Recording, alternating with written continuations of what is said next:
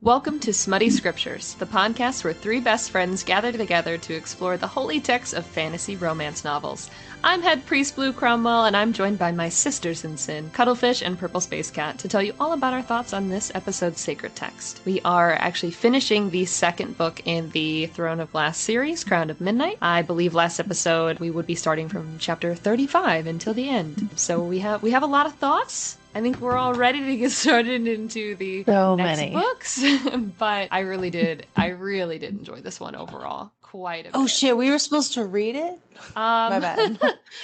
Purple? What do you mean? I'm kidding. I read it. Didn't read like ahead an hour ago. Didn't read ahead either. I just slept with it underneath my pillow. Not reading it through osmosis. Yeah. That's not how you read your books? Damn. Something like that. Gonna be me. Goofies. But what are we thinking? What do we feel about the end of the book? We finally have finished Crown of Midnight, so we are officially 2 books into this series. I feel like it definitely did the classic Sarah J. Maas, things get really crazy for the last 100 pages or so, which I always appreciate. I like that about Sarah. What do you guys think? I thought there was a lot of big revelations at the end and setting up for several different jets of stories, which is nice. I feel like this is just, it's a branching novel. Like, it would not be a standalone book very well. Sure. But it branches what I would assume to be as the first and third book. I guess I'll have to figure that out when we read the third book. Fair enough. Yeah, I agree. And I think that in addition to, the last section being #happening, I feel like we got a lot of experience for Sarah in writing gore. Okay. Sure. And I could definitely tell from the, beginning of the last book all the way to now, I could definitely see a progression in how comfortable we are with writing, bloodlust and gore and violence and things like that. But I need more the spice, imagery. damn it. Violence only. Listen, it's a different type. It's a different type of spice. You may want, a cinnamon sugar, but this is. I'm just my thirsty one of us. That's all. I'm just the thirstiest of us all. Yeah. There's nothing wrong with that. Hopefully, I've been told it gets jalapenos. spicier though, so hopefully it'll step up a little bit and maybe not fade to black immediately. Could be fun. Yeah, I would love for it to not fade to black, but there was no sex in this section at all. No, but that's what I'm saying. Is I think that we got a lot of focus on writing violence and gore, and especially with Graves' murder scene, and then with Archer's murder scene, we got a lot of supremely violent moments, and I think that her exploring that aspect of their world is what she really was focusing on, and I think I think it's come a long way. I'm just saying. Give me a moment. Violence can be hot. For our listeners, Cuddle is currently holding a lighter, which looks like a taser. Listen, some type of combination. Very, very Selena DIY violence.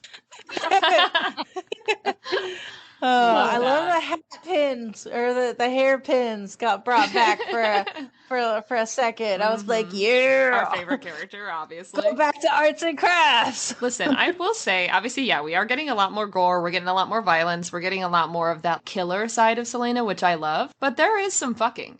The whole world is fucking over Selena. There's no fade to black on that. Her life is fucked. You want to have a relationship? Nice try. Although we did have a moment of intimacy. We did have a moment of intimacy, though. It was it's literally my favorite part. Really? I laughed so hard. It's on page 354. If you flip into your holy text, would be chapter something. Book something, chapter something. Chapter 46, if it's 354. Indeed, it do be.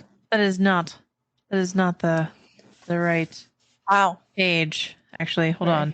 I messed up. Absolutely grabbing for any was about to say, this is a conversation Remember? between Mort and Selena. And, Wait, hold on, that's wrong. Not really sure if I want to see those two hook up. 345. I apologize. 345. I did the dyslexic thing. It's chapter 44, page 345. And it says, and I quote, Dorian appeared in a new tunic and pants, still barefoot. The sight of his feet felt strangely intimate. Shut. I hate that. Did you bookmark that? Selena's into feet. Oh, no. She said strangely intimate. Thank you. Yeah. So she's like, oh my God, like, am I into this? That's No. Selena. Selena's into feet pics. No, Bro, no. Don't be like strangely that. Intimate. Honestly, I kind of love this Selena has a foot fetish theory. Because why else would you Canon even to notice me. that? I laughed so hard. Either that or Sarah does. Maybe that's why the toes always curl. Listen. Hear me out. I'm not against it. You're against listen, it? No. I'm not shaming. You're against it. I don't think For I am. For shame. You're against it. No. I just keep hearing that you're against it. I think Selena and I have some similarities. That you're both into feet. Got it. Okay, Yeah. okay. All I'm saying is I'll suck a toe. Or two. I don't care. Oh. Feet pics I'll do are it. extra. Yeah, feet pics are extra. They're strangely intimate, I would say. Just talk about how brave Dorian is, just out there giving that for free. Yeah, right? That's so funny. Crazy. The sight of his feet sounds strangely intimate. I hate that. I'm surprised you all didn't like tag that. No, I wanted to forget it. This is the first thing Actually, I put on my wait, fucking no, list. I did mark this page, but not for anything related to like the favorite part, nothing like that. I literally just marked it because it says here, going in from 344 to 345, where it says the clock tower had been built by the king himself, so he had to know it's connected to, yada yada. She knew that the creature had been made. It had been made. So I bookmarked that part because I was like, oh, that's an interesting term, because made, and obviously we've all read through Akatar here. So it's like, oh, so things in this world are made in that same sense. Like, is there a cauldron? What are we doing here? Well, but wait. It's capital M and lowercase m is two very different mates. Sure. I can make you cookies, and it is not with a capital M. Yeah, but I love that I'm, Blue's hero, like, oh my gosh, plot and like bigger picture. And I'm like, feedback. Feet. We're so desperate for spice. We're like, yeah, look at his feet. Let's go. I hate that for us. So is that your actual vote for this week's favorite part for you? Yeah. Okay. Really? Yeah, that was my Okay, favorite so part. Okay. I gotta know, what kind of feet were you picturing? Because apparently this is important to you. Are they like hairy? They Are have a they little bit of hair, I veiny? think. Yeah. I feel like a little bit at the top. He's a princeling, so they be super pasty porcelain, skin soft, maybe a little hair on the little toe knuckles, very pristinely pedicured. Maybe even some clear polish. Oh my gosh. Well, does anybody have colored nails? I don't think anybody's had colored nails. and yeah, in the series so far, no, I don't think so. At least not that she said out loud. Well, I mean, are you counting when Selena's hands covered in blood? Because that's Oh yeah, Red's so definitely. her color. That brings me to my favorite scenes, plural. I think that unhinged Selena is hashtag girl boss vibes. And Okay. I am absolutely here for unbridled feminine rage. Mhm. Like, dear gods, yes. I feel that. Just so much anger. Not that I have. Waiting to What? snap. And then I also love Dorian's room looks so much like mine. Okay. Like, yeah, man, I also tell my servants to go away. That's definitely how it gets to look like that. Yeah, I hate when my servants are removing all my stuff. I know, man. Right? Yeah, it's just the worst. I'm gonna see Dorian with his feet out. Send him out of there. Service is just like, oh, sorry to intrude. Oh, I didn't realize. Oh, you got your feet up for me. I hate it. Care if I take a picture? Oh my god. The servants are painting it. There's no cameras. Just fucking... Oh my god. Transcribing the description. Putting it in the royal library for years to come. Oh my lord. Wow. Well, I oh my prince. My bad. He's not a lord, he's a prince. That's fair. Well, I had 2 scenes for my favorite, depending on how I want to go. I mean, one thing that I really liked in this whole section was Celaena's response to her grief, her attempting to open that portal and summon Nehemia to talk to her one last time, to get this conversation this one last time. I think a lot of people, who have gone through things, who've lost people, I think it's a very relatable section. I'm trying to find the actual page numbers here, but it's pretty far into our section. But I just thought it was really impactful of I think a lot of people, if you had that option for that one final conversation, a lot of people, even knowing the risk, which Celaena kind of knows the risks, but doesn't at the same time. Even knowing that, I think a lot of people would take that risk, and I think it's rather interesting that that Celaena went that far with her grief. Yeah. So I definitely enjoyed that, and then I really enjoyed. Sorry, I should have marked this one as well. I know the portal conversations are all happening past chapter 40, but I actually really liked Kale's sacrifice. Which one? Right? He never fucking stops. I mean, he must also be girl bossing. He is girl bossing a little too close to the sun, I would say. A little too close to the portal. A little too close to the portal. Oh my god. I feel like I smell merch coming. Oh! I can hear it in my bones. But yeah, I thought it was really interesting. Essentially, the conversation that he's having with his father about trying to get Celaena out of there and sending her on her merry way, and he was willing to leave his position, which obviously his loyalty to the king and the royals in general was pretty much a deciding characteristic of Kale's character. So seeing him, especially when we get that scene where Kale is reading the will that Celaena left, and noting that it very much gave him some money and some assets, because he interpreted that as, oh, she would never want me to have to choose to go back to my father and go back to that lifestyle and lose my place here, whatever. And knowing that moment touched him so much, to seeing him later on in this section give that up. He's like, if you put this vote forward, if you can pull this, I will come back and be your heir. And I think for that to be his deciding thing, for him to give up everything that's really ever meant anything to him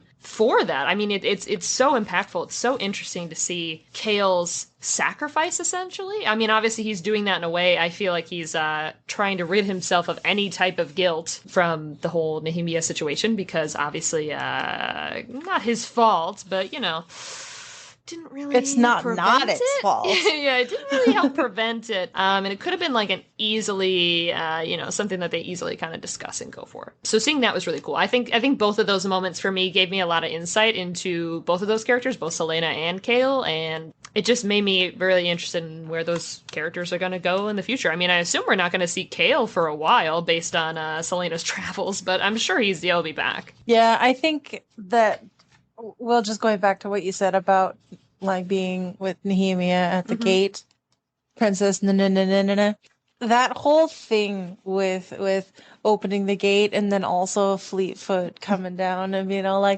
oh, that was probably my least favorite scene. Why? Because it gave me the big sad. Oh, yeah. And I was not ready for the big sad. It is the big sad too. Yes, especially with the puppy. So yes, growth, yes, grieving, yes, emotion, yes, impactful, but also you had to bring the dog into it. Yeah, and it had to get hurt. Yeah. It had to get a little cut. That was my least favorite part, as I put Fleetfoot getting hurt. I literally was reading that and I was like, Purple's gonna fucking hate this. I did too. I was like, man, all you want is Fleetfoot to have a good time outside. Yeah, it's just never gonna happen. Yeah. And then the other part that I wrote down was, will this son of a bitch stop fucking sacrificing himself for what he perceives other people want? I know that you read it as, caring and yay, self-sacrifice, but that was absolutely guilt-ridden. Like, I did not read it as anything in there was, oh, I want to do this because I care. No, did 100% of it because he felt like shit and he wanted to feel better about himself. That's why. Well, did you think it was more to like hide away from the reality of it, like leave the castle, or literally just out of like maintenance? He was hashtag sad boying his way through his emo guilt trip phase. I don't take it that way. I take it as the only thing Kale had the power to do to help Selena at all. But how much of a help is it really? Well, based on this whole I'm just gonna send you away. Riddle. I kind of thought it was a cop-out. No, I mean, he doesn't. I mean, now that he knows her like secret, especially like the whole Faye situation. I mean, of course he's like, get the fuck out of here. They kill people here, bro. You gotta go. That makes it so much worse because she just trusted him with Big Secret. I mean, obviously she's kind of backed into it, but it's like, yay, trust Big Secret, and then he freak out and be like, oh my god, get the fuck away. Also, I feel really bad because I did kind of do a shitty thing by not doing anything. So we're just gonna fix it. Then I'm just gonna be sad over here in a corner. It's giving my first husband. I took it more like he was struggling with how he felt about the whole situation, and he wanted to help both himself and her, and this was just the easiest way to where he didn't actually have to deal with it. And he was like, you know what? It's fine because she'll just be safe or whatever. And then I don't have to actually deal with all the things that I did and hold myself accountable and go through the tough stuff. And I'm just going to escape accountability.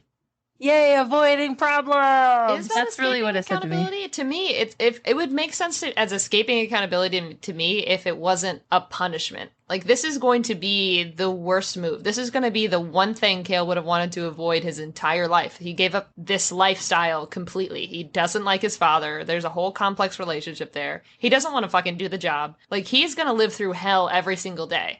To me, if, like, he was leaving because he just, like, I don't know. He's just like, well, I want to go now and like retire. Okay, well now I'm like, okay, what are you doing? Well, but didn't they say multiple times that he could probably be losing his job anyways?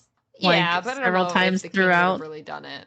No, it's I just don't think so either. Energy. The whole thing is just Tamlin energy. Either way, I just don't think either one of them are good enough for her. No one's good enough for Selena. Not even Selena, and definitely not Nehemia, because fuck that bitch. Welcome to the last episode. Here we are again. I'm out. Yep. Yeah. So, but I also had Fleetfoot getting hurt as my least favorite part. It was. He's the damn dog alone. A little upset, but yeah. I did have a couple of other parts that I did like a lot.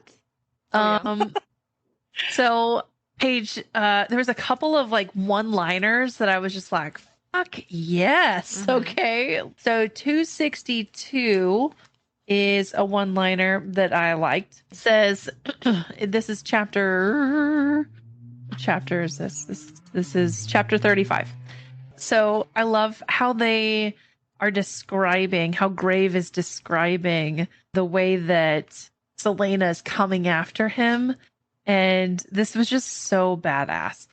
It said, she came through the fog, no more than a sliver of darkness. She didn't run. She just walked with that insufferable swagger. I'm like, damn, like because in Selena's mind, like he is going to die. Yeah. And she's just so confident. She's not running after him. Not at all. She's just going to take her time and strut up to him. That's just so good. That's the good. That's the good stuff. I was like, damn, that's right. The way she fucked him up, I really did love that. And then another one-liner that was really good. Sarah J. Maas got sassy this round. Several times. Like, damn, Sarah. Okay. I see you. Chapter 36, page 271. This is when Selena is threatening Archer. And the threat, I was just kidding. the threat, I was just like, damn, that's another really good one. This is 5 days. I'll be back in 5 days. If you aren't prepared to leave Drifthold, then I won't bother faking your death. I'll kill you before you know I'm in the room. The confidence, like Yeah. shit. If there's one thing she's confident in, it's her work ethic. We love a hardworking babe. Mm-hmm. Couple pages. Tag girl boss. Yes, and couple she's pages. gatekeeping these men from life. But you know what? She's not the only one who got sassy. Couple pages later, 275, very end of this chapter, right before chapter 37. And Kale gets a little sassy with his dad, Big Daddy, whatever, the Westfall. And he says, and if you think Taryn is weak, then send him to me for training. Maybe he'll learn how real men act. I was dude. Okay, Kale. Shit. Like, that's a sick burn, my dude. To your dad, like, you've already got that shitty fucking thing. Like, ooh, that's gotta sting. Yeah. Insulting his entire being. And then he follows it up, too. And father or not, I'll make you wish you never set foot in this castle. Bro. Yeah. He'd be talking back. I loved it. I was like, fucking go off, man. Yeah. The kids do that thing where they go like this or whatever. Wow. Like, the meme with all the guys going, oh. I'm gonna have to make a gif of that so all of our listeners will. No. Don't do that. We'll know exactly what motion that we just did here. No, it's fine. I'm just gonna shake my hand furiously. Oh my god. I look very badass. Like okay. That's amazing. That's so far been my favorite scene right there. Just the hand just motion. you doing this. Oh Yeah. This is my favorite. I will say, I do have a least favorite though. This is where, before we started recording, listeners, I said that we were gonna fight today. Oh god. Uh-oh. This is where this might spark something, and it might be a personal attack for some of our listeners as well. Sarah J. Maas, write a character who can figure out the simplest of riddles challenge. Impossible. The simplest of fucking riddles, bro. I was sick of it in Akatar. Feyre had the answer right fucking there the whole time. She could have not had to do any of that trauma. She literally said, whatever. I figured that thing out in 2 seconds, and Feyre could not. And that's fine. I was like, well, okay, clearly that's just one character. Selena, she knows things. She'll understand. And then we fucking get to this whole poem, riddle, whatever you want to call it. Chapter 37. It's actually written out in page 280. And my fucking god, dude, she's talking to Mort. She's in the fucking room. And the first section of this, in grief, he hid one in the crown of her he loved so well, to keep with her where she lay down inside the starry cell. Look around, Selena. Look around. Like, it is God, not I would that hate hard. to be Mort. Well, actually, I fucking bookmarked Mort saying some shit like that. Like, well, you can fucking figure it out yourself. It sounds to me like it's a riddle giving the location of 3 powerful items. Because Selena needs that fucking spelled out for her, dude. And, like, it's fine. It's fine. But I'm sick, and I'm tired. Like, the fact it took her so long, one, to figure out the whole eye thing in general, and then, which we talked about in the podcast before we even got to that point. And then this, she had a second chance. She had a chance to redeem herself.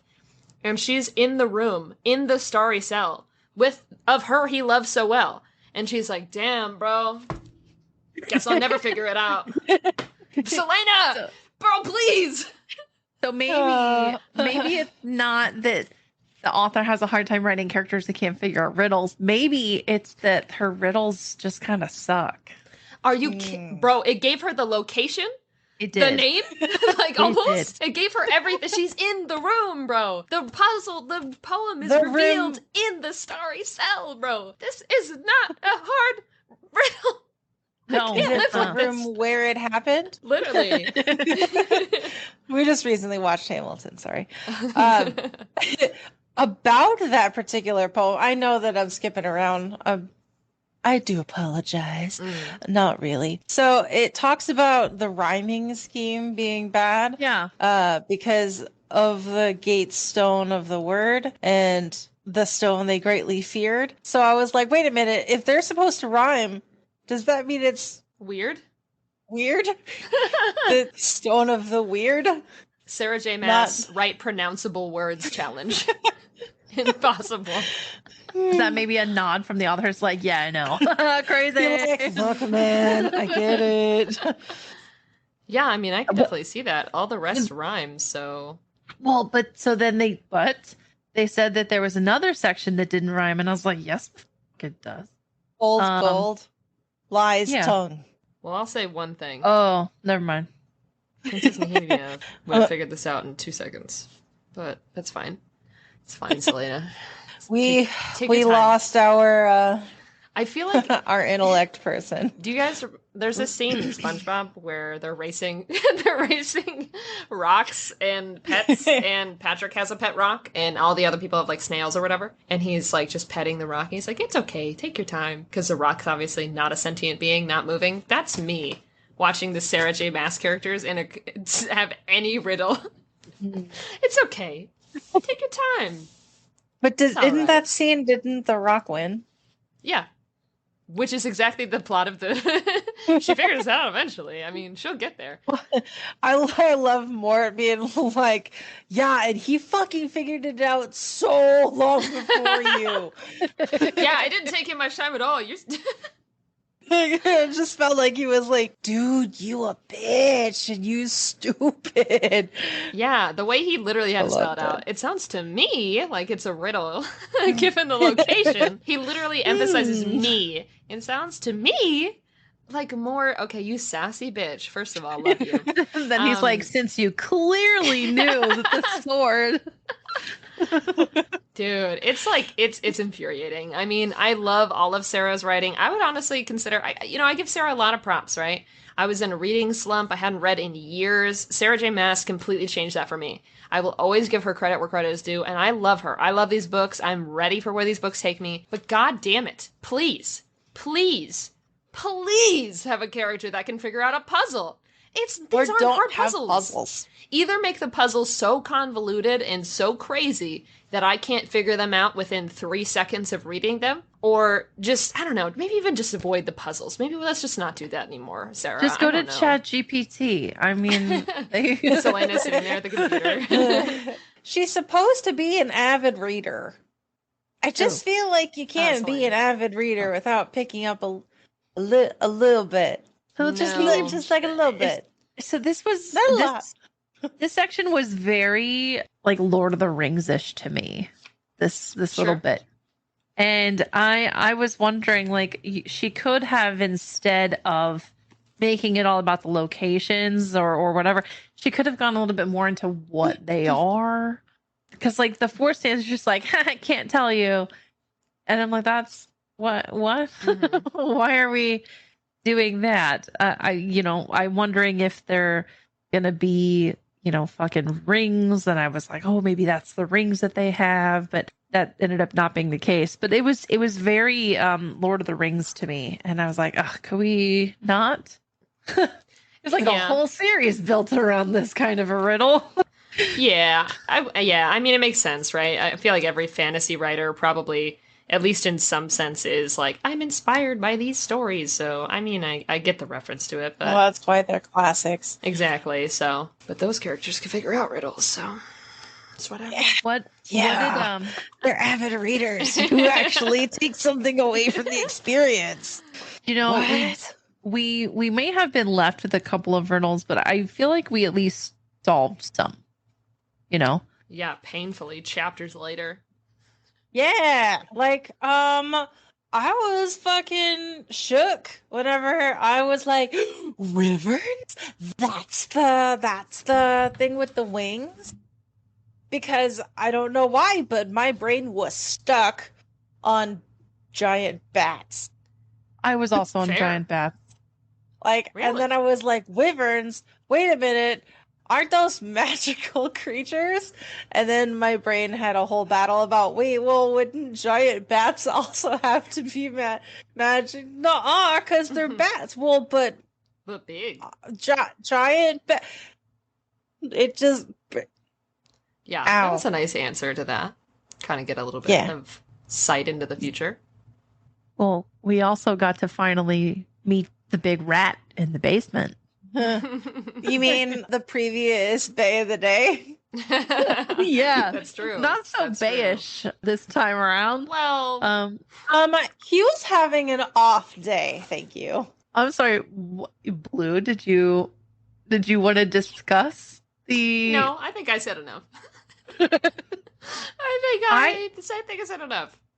It definitely surprised me. Sure. And I was pleasantly surprised when we got a POV from it so quickly on page 335, and I loved that it called itself it. Non-binary king. But it was definitely for non-binary. Could they really be a king? Yeah, you could be a non-binary and a king. You could be a non-binary. Or would you just be a non-binary royal? You could. The vibes of the underground dungeon were very under the mountain dungeon prison. I thought the same thing. I was like, oh, I wonder if these are the same locations or similar locations. I did not think about that. Definitely gave off similar vibes. I wish we would have gone further with how it felt. And I wish that we felt more from other cells. But did you notice that when she was walking down, the noun started changing from door to portal? No, it said cell. No. When she's walking, cells. When she's walking down the steps and going from like the hallway to the hallway, when she said, "Oh, this one's got 2099, and this one's got," and then she was talking about how she kept going through to the next section, but she changed halfway through, and I didn't actually flag this part, but I noticed that she started calling them portals. I was like, oh, why? Why did we change? Why are they now all of a sudden portal doors instead of just doors? Why are you calling them portals at all? Yeah. If it's just a fucking door. I'm seeing that in chapter 43 on page 330. Beyond the portal lay a spiral staircase. And it definitely changed. That's interesting. Yeah. I wonder if that was foreshadowing for the portal that we're going to do later, or it's something that hasn't been revealed yet. But yeah, that's an interesting call out. But it's definitely something, otherwise she wouldn't have done it. And it's such a drastic change. And those are two very different things, a portal and a door. True. And then when she goes up to the other cells, she doesn't really hear anything or feel anything. Then she gets conflicting feelings where this door's like, open me. And the other door's like, nah, you need to like run away. And then she goes and we have obviously the headaches that happened over and over and over again. Mm-hmm. And then we have a POV from it, which I feel like we need to give it a name. Boy. Stanley. BOI. Boy. Rupert. I called it, when I wrote about it, I called it Basement Boy. Basement Boy. My new band name. Okay. Yep. Stanley Rupert, Basement Boy. Wow. I love it. Not that bad a day, finally getting a name. I loved how it described itself. Like and how it had forgotten to feel kind of part, or it just I don't know. I just thought it was so different from the rest of the book. Mm-hmm. Page 335, just this little snippet, these 4 paragraphs or whatever, when it's talking about how says it peered out from the shadows of the cell, clutching its cloak with taloned hands, food for the first time in months. She was so warm, so teeming with light. I just liked how it was creepy as shit. But I liked how it was different from everything else. I liked that it was a clear distinction, that it was subhuman to the point where it didn't even identify as being human. It felt like it was an it. Yeah. And it was clear that it was broken. It was clear that it knows that it was broken and knows that it was wronged. And there's like a pain that's there, not like a physical pain or an emotional one, but more just like a traumatic one. Mm-hmm. And I just liked it. I liked how it was very dynamic and interesting, I think. I liked that it mentions in here on 335 that some shred of it remained mortal enough to always seal those doors shut. Remained mortal enough.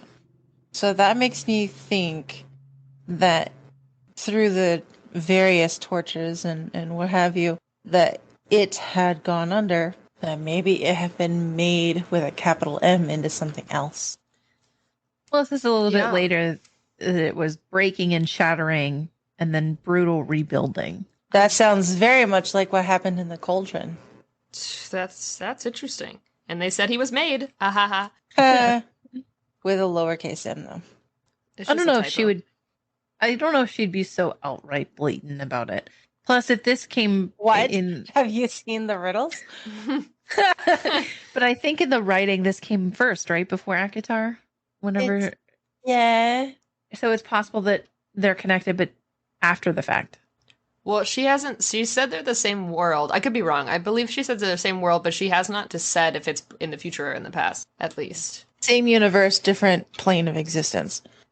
I wonder, now that you bring up that part about some shred of it remained mortal enough to always seal those doors shut to come back here and form the marks again. I wonder if there's a different perspective, because we've seen this thing before, right? It sniffed at Selena in the hallway, and was clearly going through the library. I wonder what it was trying to find, what it was, what its purpose was. Was it more? Well, it said it was hunting. It said that it was hunting, but always came back because it was too bright. Yeah. And I'm sure Selena's amulet was a problem there, too. Doesn't it at some point say that why are the librarians fine? And then, that's just it. We just don't ever talk about it. Yeah. Was it in Immortal Life, really big fan of libraries and they didn't want to fuck around? Oh my god, the librarian saved me once. Maybe it was a librarian. Maybe Basement Boy was the original librarian. What if that spirit is something like Braxis? Oh. And it wouldn't hurt any of those librarians.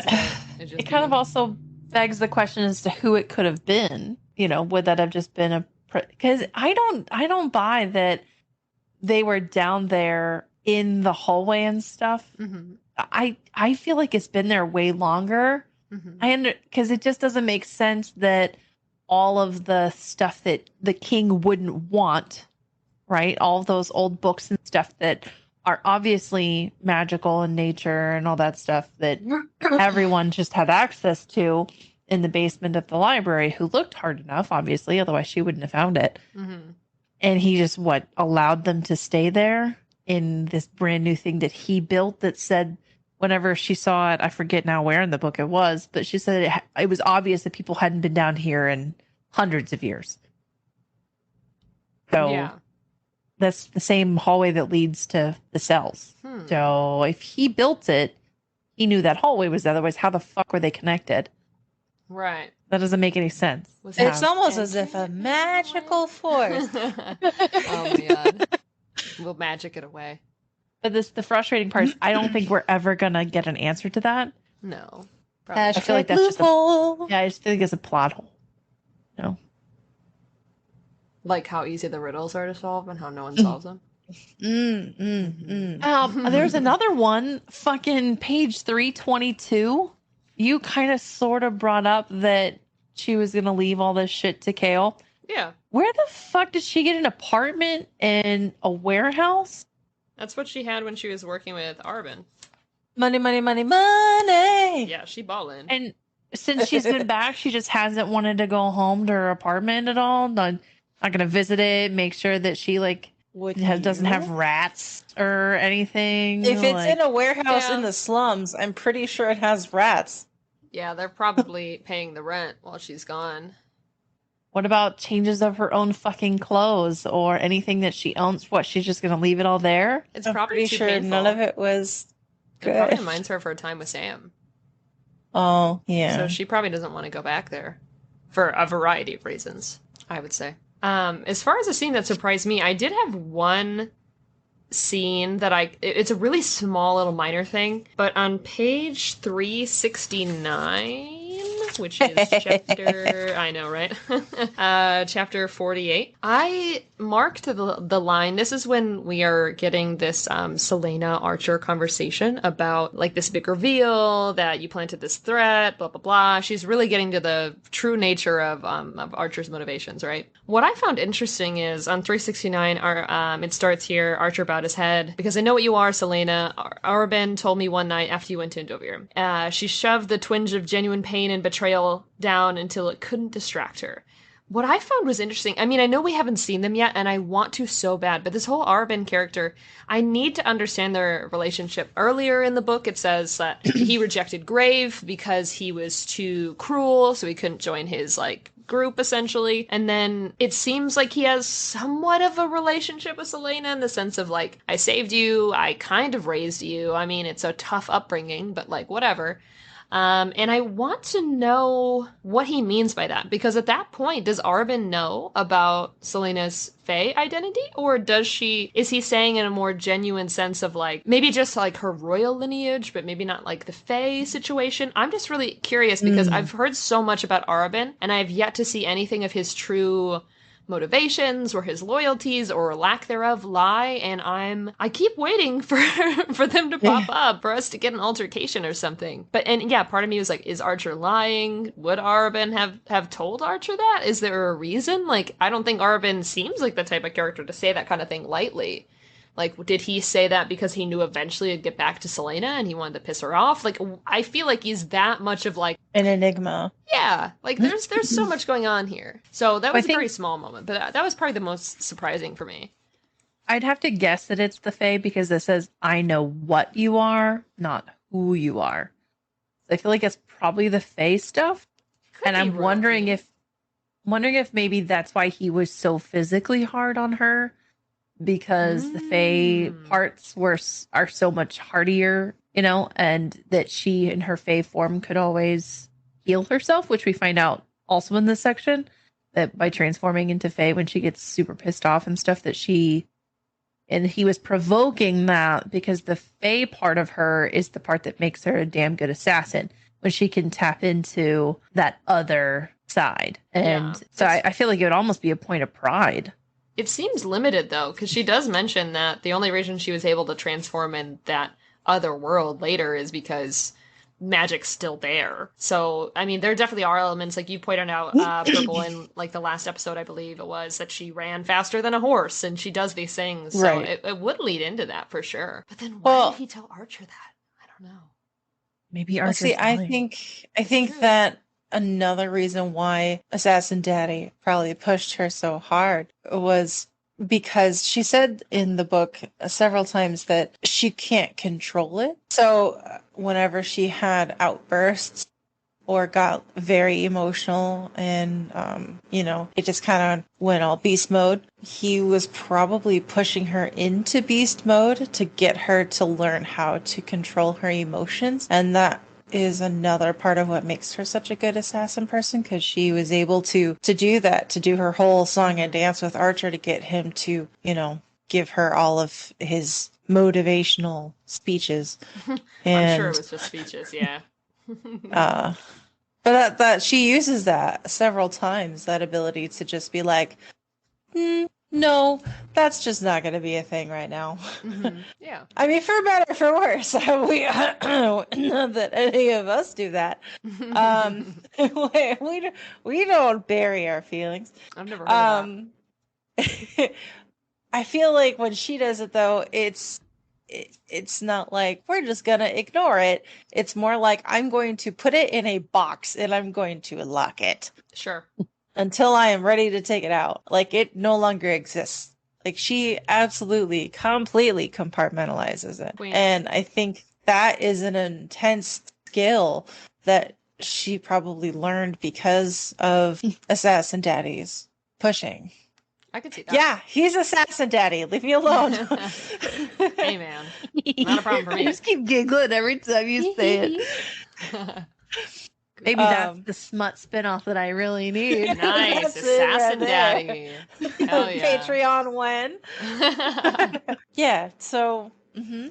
And then I had another point, but I legitimately forgot what it was. What else were we talking about?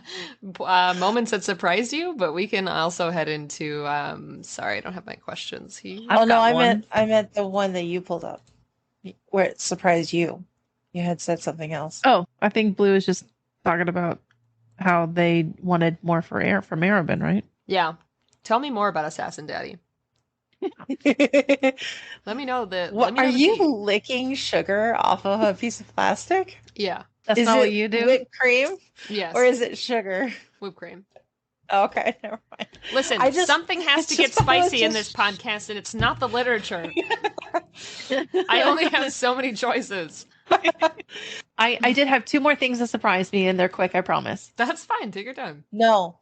Oh, never mind. Sorry. All right. Okay. All right. So I thought when we got Aelin Galathinius, we were done. But unfortunately, on page 402, we have another goddamn name. What do you mean? Fucking Selena. And you know what that name is? No name. That's right. Selena is nameless or unnamed and labeled as such with her fucking forehead painting. God damn it. I was like, another name? Come on, bro. How many names is that for you? How many names do you need? It's just 5 in 2 books, okay? That's very reasonable. I'm sure we'll get more. This is giving me Bilbo Baggins with all of his titles. Mm-hmm. I was like, that's a very niche reference right there, but I was like, are you fucking kidding me? Another name and it means no name? That's I feel like you're fucking with me. Mm-hmm. It'd be really funny if it was like error 404. It cannot be found. Hyperlink is broken. It's a QR code. God damn it. Consolation. So the other last thing that I think surprised me that was pretty cool and actually made me go was page 417 when we found out that we have a famous grandma. Grandma. Mm-hmm. I was like, oh shit. I didn't see that one coming. Damn. That makes sense. My grandma's a god. No big deal. Yeah. That's bold. Shit. It's real funny. Like, I got my grandma's arrow. Oh, thanks. It's giving weird socks for Christmas. Oh my god.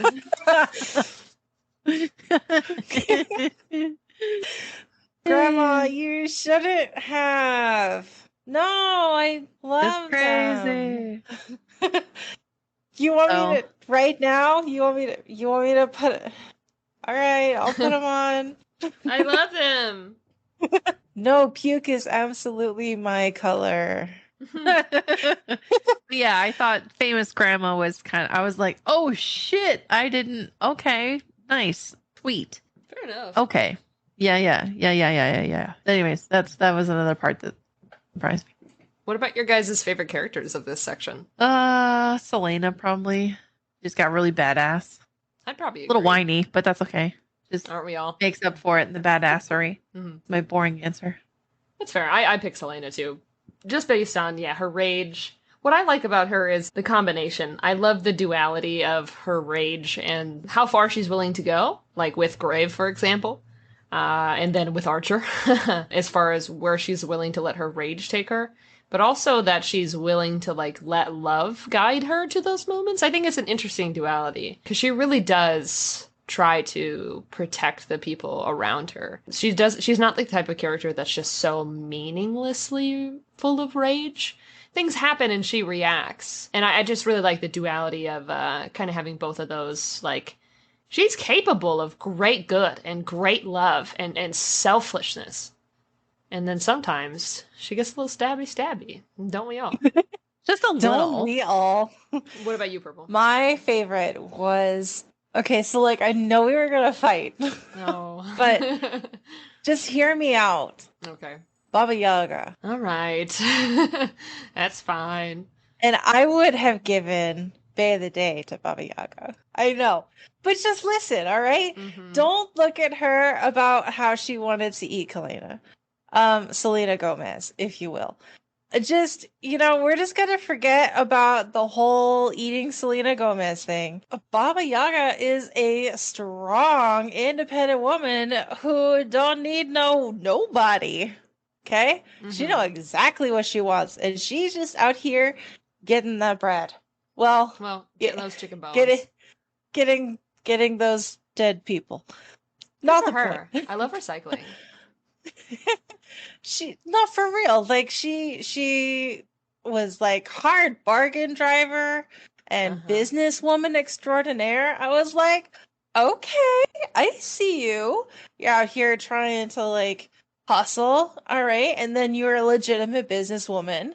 Like, fuck yeah, you're obviously super hella intelligent and like your history. You obviously have experienced in interior decorating, but I'm not sure how well that went for you, but like you tried, and that stands for something. Sure. So like there's a lot of skills that she's picked up and acquired, and I was just like, wow, I love how deep we just went into this weird world of Baba Yaga. I was like, god damn, I want a book on her. Yeah, a little novella would be really nice, but hopefully. That's what I want. And then to find out she's a fucking queen, I was like, god damn, bitch. Shit, I absolutely see you. She's a queen with a side hustle. Ain't nothing wrong with that. She's out here. No, that was amazing. She's like, I don't need no man. I don't need no woman. I don't need no people. Like, my mirrors. I'm fucking out here doing my own thing. Could use some children, though. They're a little tasty. Yeah. Hey, she also eats chicken. Ooh, vegetarian. She does. Vegetarian. Well, oh boy. I wish, I mean, just saving the seagulls and all that. But that was probably my favorite character because we got so deep of a dive in such a small amount of time, and it was very rich. It was like taking a bite into like a really well-made cake, and you're like, chicken. Wow, that's a lot of bodies. I mean, body. What? Hello? What kind of cake are you eating? Well, because she eats people. Yeah, I got Follow me on my journey, guys. I did. I'm following. Keep I'm up following. with me. Goofies. What about least? I don't really have much of like a standout. I mean, I guess my cop-out answer is Archer. I mean, he fucking sucks. The minute he turns around and tells Selena, he's like, I knew you were a good woman. Bitch, I'm glad she stabbed you. The audacity when and this is, that actually happens page 389, chapter 51. I just love it. The moment that he goes and there's a hint of triumph in his eyes. He thought he won and manipulated her again. One foot after another, she walked towards him with predatory calmness. Ooh, then the minute she goes, I knew you were a good woman, and she responds, no, I'm not, and then fucking murders him? But Nehemia was. But you gonna get got. Such a good Selena moment, and such a, like, fuck you to Archer, because he could have lived if he was just, like, a little smarter. True. If he just had acted not like an asshole, like, if he, like, had not in that moment interpreted that as like, oh my god, I won. That is grace that she was showing you, and you returned it immediately, and now you're dead. So Karma. You could have lived. You could have been fine. So I would say for overall, like the whole Nehemia plot, the whole separating her and Kale, everything like that. I mean, for me, it's got to go to Archer just because he fucking sucks.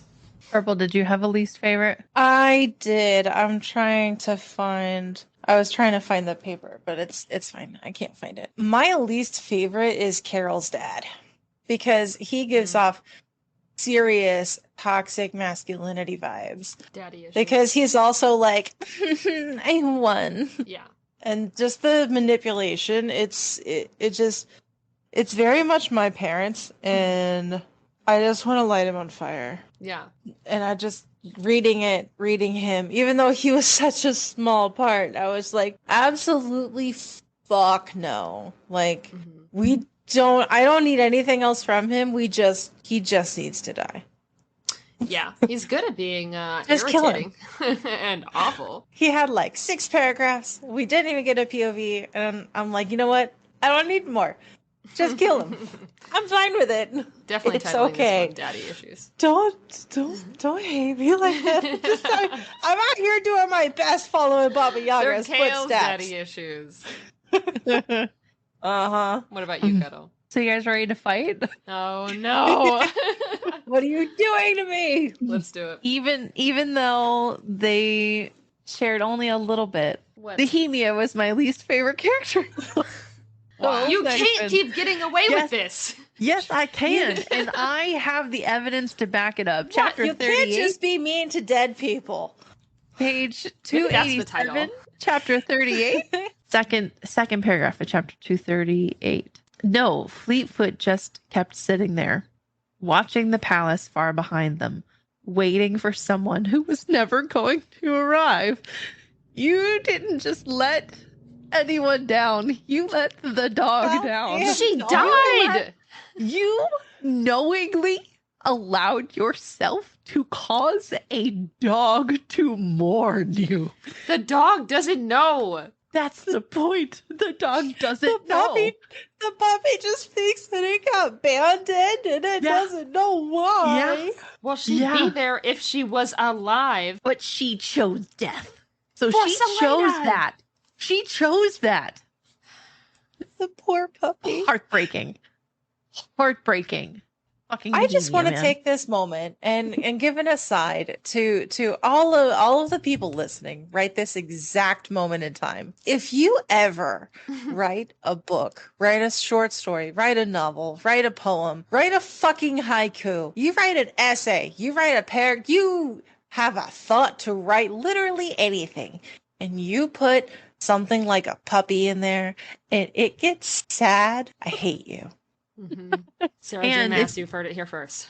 And if you make a video game with animals in it and you can't make friends with those animals, I hate you too. Yeah. If you make a video game where it's all spooky and scary and you have a puppy that guides you and keeps you happy and his name is Bullet and there is an ending where Bullet dies, I hate you. Wow. Tell me that game really got to you. That game did not get to me because my ending did not kill the dog. I didn't get to keep being friends with the dog, but that's neither here nor there. Oh my god. So I'm fine. So Nehemia is one of my least favorite characters, but there was definitely a second runner-up moment that drove me fucking crazy. And that was page 413, towards the end, right of chapter 55, where Selena is like, oh my god, I only have 5 minutes. I'm going to tell you everything. Well, not it. However, the most important part, she just whispers the fucking date, bro. Like, you couldn't have sped some other shit up or just fucking led right into it, been like, yeah, by the way, I'm also the prince.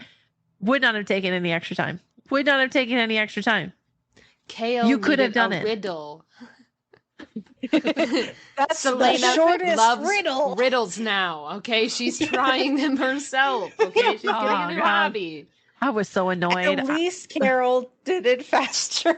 Oh my god. I was so annoyed. I gotta tell you. And I was like, this motherfucker, it's the last couple pages of this damn book, and we're not gonna find out what she fucking said. And then I was like, oh, we do. Oh, that's it? What the hell? Is your least and best or your favorite character both Selena? Yeah, it's a love-hate relationship. Nothing at all like me and Nehemia, because fuck that bitch.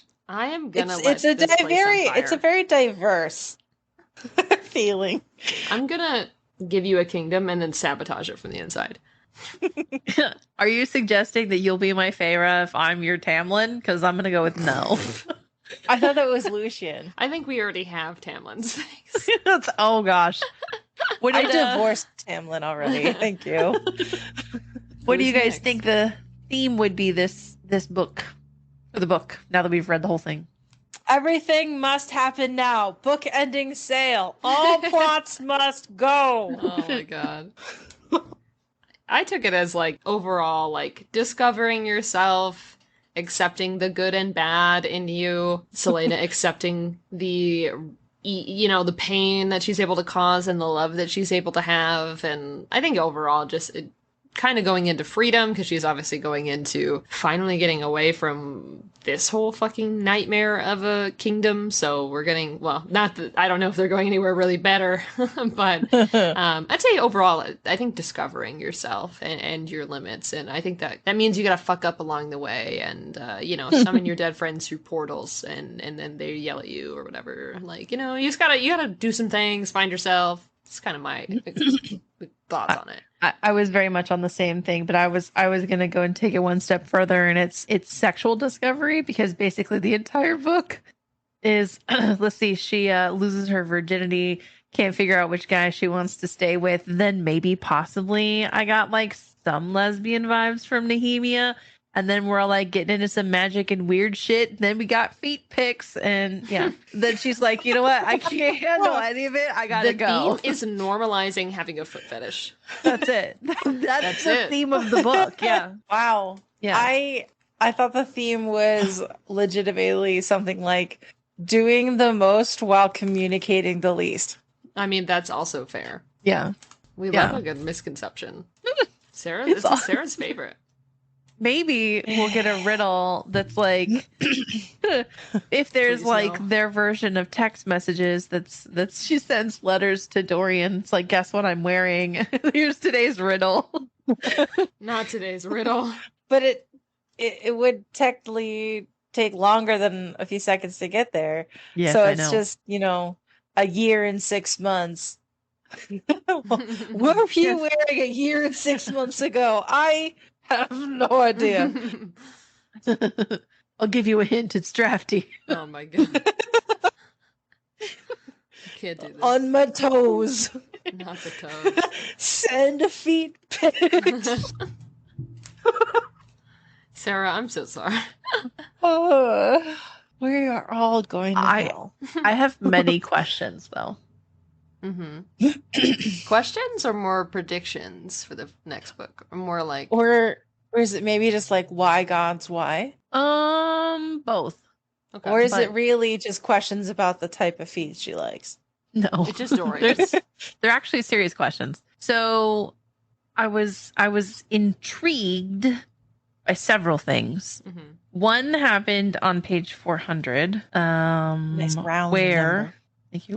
Where the king, at the very bottom, page 400, that is chapter 53, it says, he sensed it in his sleep, a sudden shift in the world. It was only open for a few minutes before someone closed it again, talking about how he could sense and feel when people open portals. Mm-hmm.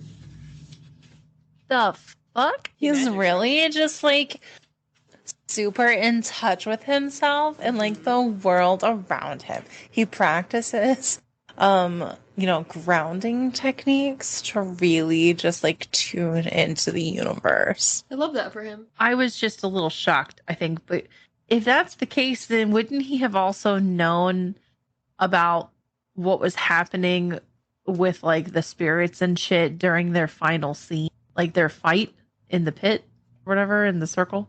Well, he was sitting right fucking there. But a portal didn't necessarily open. I mean, like a physical portal. That was more like messages across, but I took this as more like it's a literal open doorway because things are like walking in and out, right? Well, if that's the case, and she called all of those doors portals in the underground, not under the mountain prison dungeon basement that Stanley lives in, the basement boy. Wouldn't he have felt when every single one of those was open? Because she called them portals. Maybe he wanted her to go there? Also, he beat the fucking riddle, right? And he got the word key. Easily. So he, who picked out her rooms, knew that the tomb connected to her fucking room and he still put her there? He's been her mate the whole time? Oh, no. Oh, no. Right. Got it. No one else wants that. Got it. This was a great last episode. I have problems with authority figures. Okay? Clearly. But if we're suggesting that he can sense magic and when magic is happening, what does that say about him? Like, as he can sense the portals opening and shit. Doesn't that also mean that he can sense magic in his son? when his son uses the magic. Maybe he already knows, and he's Well- just like, uh-huh. Well, that's a little different, right? Because what Dorian has is described as raw magic, and what the king seems to rely on. Obviously, we don't necessarily know. I mean, he might also have access to magic himself, but as far as he does, like the weird marks and shit.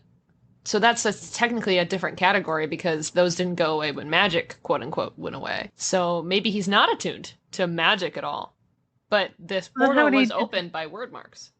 So then he'd be able to sense the word mark stuff. If that's the case, wouldn't he have been able to feel when Nehemia was doing all that shit with right before the fucking battle or whatever in the last book, or whenever she healed her, Selena, or like there were so many things with word marks that were going on. He would have been able to sense all those if he can sense the portals.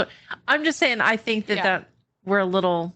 I don't understand. Yeah, How we'll deep see. does that go? It could be a plot point. I guess I kind of took it as like in Star Wars when Order 66 happened and there were Jedi nowhere near the clones. There's that a were like, disturbance it's in happening. the Force. It's like 100,000 voices screamed out in terror all at once and then stopped. But like they don't know like if you just like force push a door somewhere millions of miles away. But if it causes a big enough of a boom, so to speak, not a literal boom, so much of a concentration in one place, it could be a little different. That's how I interpreted it, but it could very well be a plot point that we just haven't discovered yet. Or maybe it's like, it is actually the ring and he wears it all the time. And it's like my Fitbit at night whenever my alarm goes off and it like vibrates. He has a weird He has a vibrator. Yes. And he's not her mate. Yeah. He's got a word ring instead of a, can we Go say ahead. that? God. How spicy can we get? All I'm saying is if I read fan fiction about the king and Selena, that would not be good, or... Do you want to keep being friends? Because I feel like, do I have to pick? I feel like it could work. See? I feel like it could work. Unanswered questions. Is there sexual chemistry between these two? He could hate fuck her, and she could hate fuck him. See? We love a good hate fuck. Mm-hmm. Like, all right, so this was a really great last episode.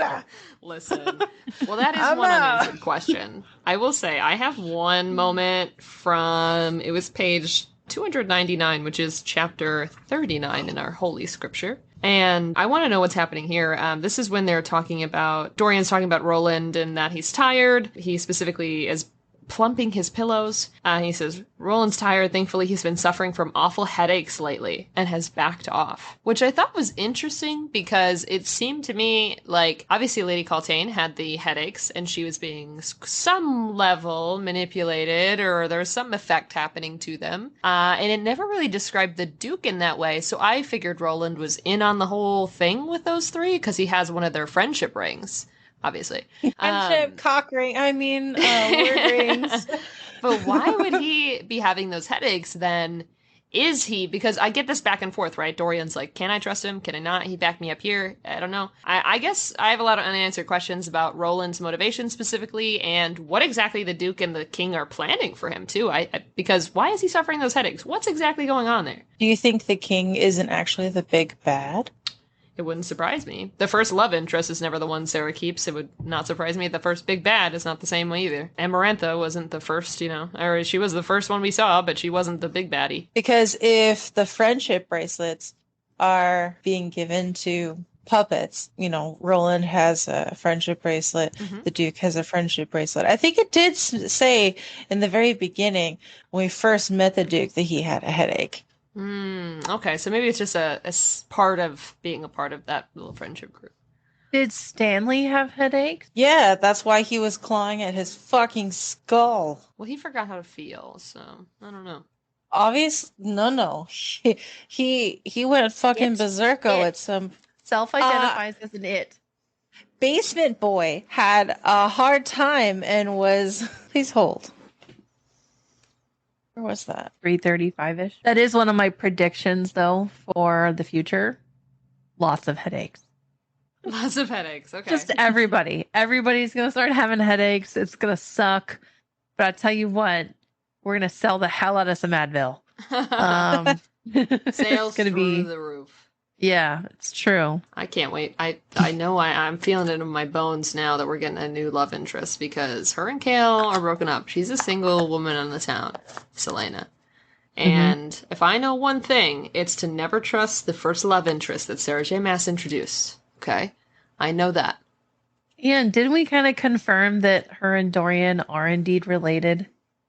No, I don't think so. Distantly. Yeah, they are. Yeah. Especially since related. Ghost's great-great-great-great-grandpa showed up to him and was like, If look, anything, man, that leads me to think they're gonna be your together. way far off cousin is kind of into some shit.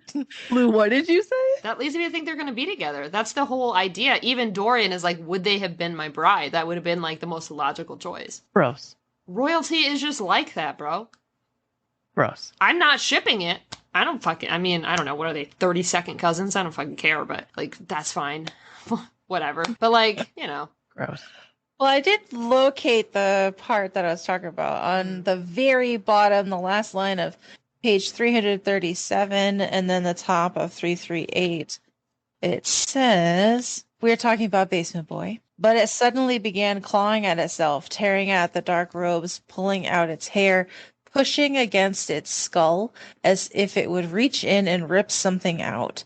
And the shrieks it made, the rage and despair. Yada, yada, yada. Me when I need a little So, I don't know about you, but that sounds like my head hurts. Yeah, that's fair. It had the headaches. That's true. Whether that be because it also had a friendship bracelet, cock ring, or because it was in the clock tower of doom. No idea. But with the spicy rocks. Yes, the spicy cock ring rocks or the spicy big bad place of doom. Right. My question was, do you think that Basement Boy was one of the 8 guardians of the big bad place of doom clock tower? Would it have been that easy to like kill them then? I mean, it wasn't exactly easy. Well, they She weren't kind of prepared for it. It's probably much more likely it's like a political adversary, right? That he experimented on or something. Well, again, that's assuming that we're going with the route that the king put him there. If we're going the route that, well, no, because the stuff is like way older than the king and that doesn't make any sense, then that means that that person isn't probably mortal in the way that Selena thinks that he is. Well, Basement Boy also said that, or thought that he wasn't fully mortal.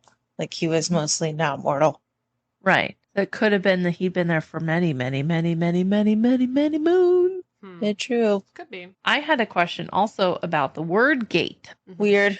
Now, in Akatar, we talked about, especially up by the prison, how there had been portals that were open from other worlds where Amryn came through.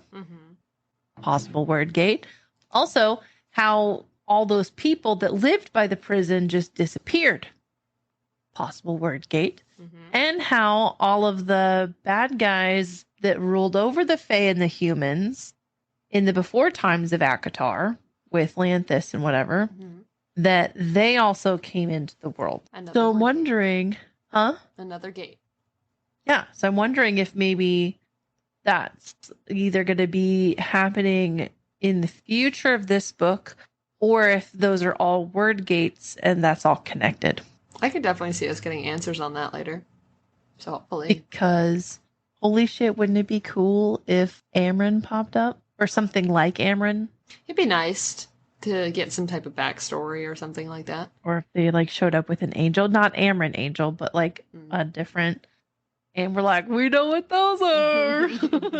Maybe. My big unanswered question is about the Walking Dead book. Do we think that it was made with a capital M? The way that it can transport itself magically, I mean. And has thoughts and feelings and desires? It's a giving Nesta's house. It is. And Nesta's house was Nesta's house because Nesta made the house with a capital M. So I'm thinking maybe the Walking Dead book was made with a capital M. But if there's no cauldron in this world, I guess that means that the Walking Dead book was made with a capital M elsewhere and then brought over. Or made very, very, very, very, very far in the past. Or made from something else. Sure. Maybe from great grandma. Maybe. Or Baba Yaga. She didn't have time to make books. Right. She's out girl bossing. Too close to the running all fireplace. them witches. Goofies. So, Blue, who did you most identify with? Mort talking shit to Selena about her dumbass not figuring out the puzzle, probably. It seems to me. Like, fuck, dude. Honestly, yeah. I would say I didn't really have like a big like emotional standout as far as the section as actually identifying with really any particular character. So my answer is yeah, it's just Mort fucking talking shit to Selena because figure it out, bro. Just think for like 5 minutes. That's about it for me. What about you guys? Do you guys have anyone? I feel like this section was so much action. It's like, how do you... Baba Yaga's, game recognized game. Okay, all right. I also be girl bossing way hard in my personal life. Okay. Recently, hopefully, I'm not gonna, end up in a fireplace. And I don't particularly want to like eat people, but well. I recognize, making that bread, bacon bringer, Homer, all that jazz. You know what? Maybe I identify as Kale. Maybe I identify as Kale doing that sacrifice, and he like is telling himself he's doing a lot of good, but in reality he's just doing the bare minimum and trying to get some type of forgiveness for the guilt that will never leave him. Kale is such a nice guy. He's just like me for real. I'm a nice guy, and like I never get a chance. I also would put myself into an emotionally damaging situation for the plot. Kale is a red flag. Well, I'm colorblind. So I identified. You're gonna be shocked. Hold on to your butt. The only way I identified you is you say Nehemia. As Nehemia. Oh my god! Get out! You know what? I'm done. Wait. Listen, I identify with Nehemia being annoyed as shit when she's like trying to be rest in peace at the fucking afterlife, and she gets called back to the portal because Selena can't solve her own fucking riddles. And she's like, "Are you kidding me, bro? You can fucking do it. Go away. You should not be doing this with the fucking portal. Okay? I don't care how sad you are. Get it together." And I just feel like that is me in my work. That is me as a mom. That is me with my husband. That is me in so many. I seriously do not need to come downstairs and tell you how to do your fucking laundry. Like, get it together. Do I really need to be woken up 6 o'clock on a Saturday because you can't find your keys? Yeah. So I identify as Nehemia getting not being able to get rested. Yeah. Who you most want to lecture? I want to lecture Cuddle. What? Immediately. Just both of us just sigh immediately. Deep sigh. I mean, listen, when I was reading that section, I was like, dude, I get it. I get it. Just can't leave you alone, man. No, I gotta solve everybody's problems. Fucking minutes. We're going to Selena, like, really, Selena? You couldn't figure out that it was the fucking handle of the knife? Oh my god. Maybe I was wrong and we're not great friends. Because I just need you to have a little bit more something up here. Like, oh, you're sad. Fucking suck it up. Maybe I would lecture Dorian for getting his slutty little grippers out. Selena's like, bro, what do those feet do, bro? What are you doing?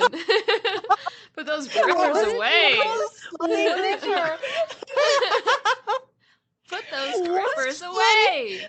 I got a slutty gripper. That fucking harlot, oh my dude. God. My life has forever changed. The visible confusion on t-shirt. Both of your faces as I said the word gripper out loud. What the fuck are you talking about? I don't know, man. That man shouldn't have his feet out before marriage. I'm just saying it. Put those away. Just leading others to sin. Yeah. Oh my God. I can't. I cannot even. You know how it's like, oh, she's in your bed. No, she's in your shoes, bro. Yeah. She's in your shoes. It's strangely intimate, Selena would say. Maybe this podcast episode I can't do this. This is just... If you don't title this the strangely intimate podcast. Oh, no. Strangely intimate daddy issues. I thought we already had one that was daddy issues, and then we had mommy issues. We've had mommy issues twice. We have a lot of those. I have a sense that might be a reoccurring theme for all of us, but here we are. Ouch. Thanks. I included myself. The character that I most wanted to lecture and or kill, I would have to say probably Carol's dad. Just because I didn't even meet him for very long, and I was like, nope, off with his head. I'm out. I don't care what his feet look like. I don't even want to know. Don't even want to know. It's probably where he gets his knack for no communication. Mm-hmm. And I just don't want to explore it. I'm out. That's fair. We unfortunately will be. If I know anything about the rest of this book and Kale's character, that is definitely going to happen. That's one of the predictions for sure. We're gonna see that he gets God or that we see his feet, because those are very different. Well, that depends. Maybe he gets got, and then that's when she sees his feet, and she's like, "Oh my God, this is what I could have had." Wow. Maybe this is not so strange. She said those grippers used to grip me, and now here we are. No, now I got grippy toes in my brain. Imagine Selena and Kale holding toes.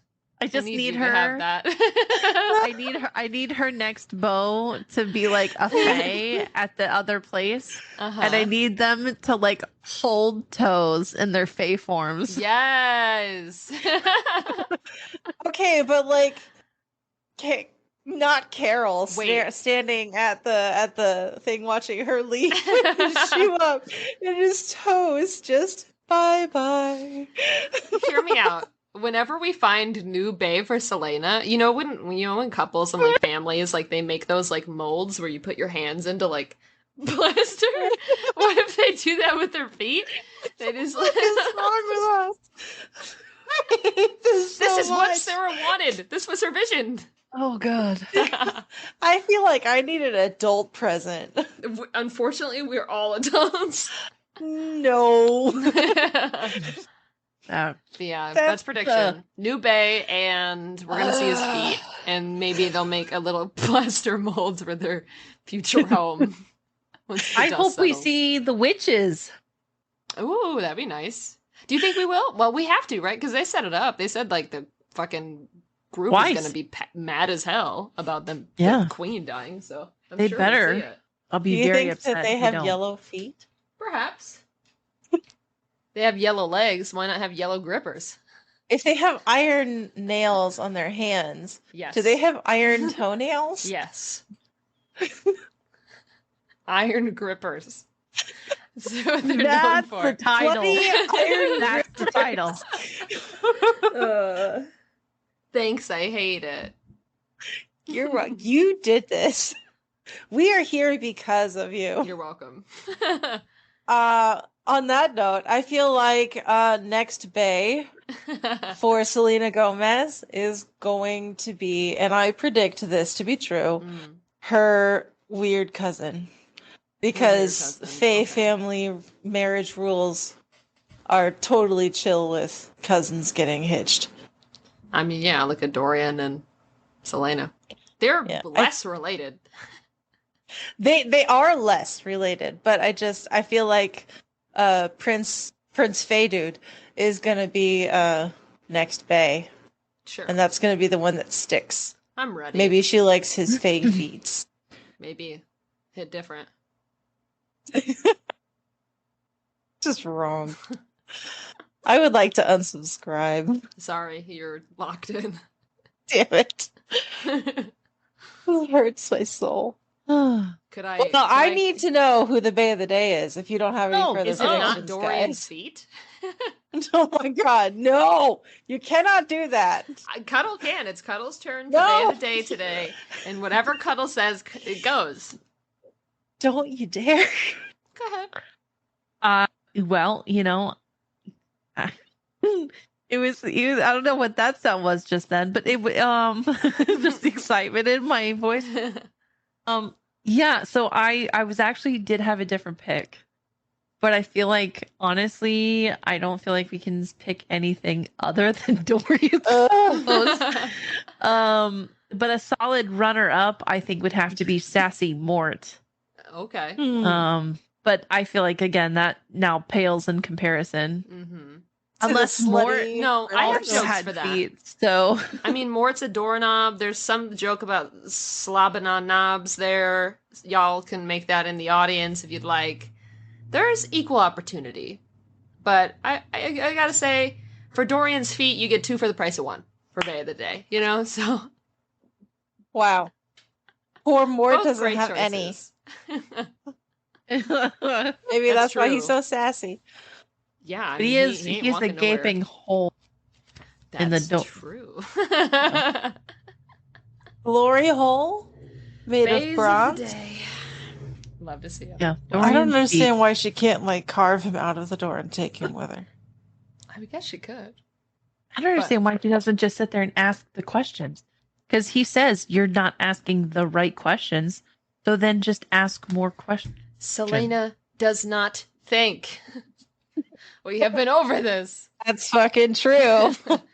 But before we go on too much of a rant again about Selena's lack of riddle solving options and Dorian's feet, we got to wrap this up here for the day. I will say, I know we shot this out every single podcast, but these two worked on some amazing designs for the Dual Minds Co. Instagram. Follow there. There might be some really interesting updates that we're posting on there as well, potentially. So check those out in general, just to see how hard these two worked on some really awesome designs for different merch, planner sheets. There's a lot of Akatar themed stuff on there.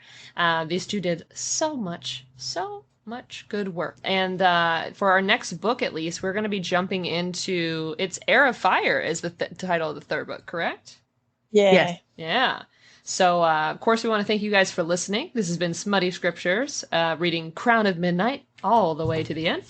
And looks like the next book we're reading is Heir of Midnight until, let's say, what chapters?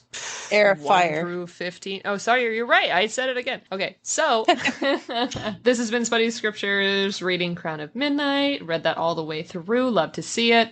Next episode, we will going to dive into Heir of Fire. Probably the first 15 or so chapters is what we tend to do. 1 through 14, 1 through 15 or so. So we'll be right back at you with that, and we'll dive on into it. But dive into the fire. Amen. Feed first. Baptized by fire, am I right? Feed first. Oh my God. And with that, church is adjourned. Amen. Amen. Amen. Autos. Oh my God. Also.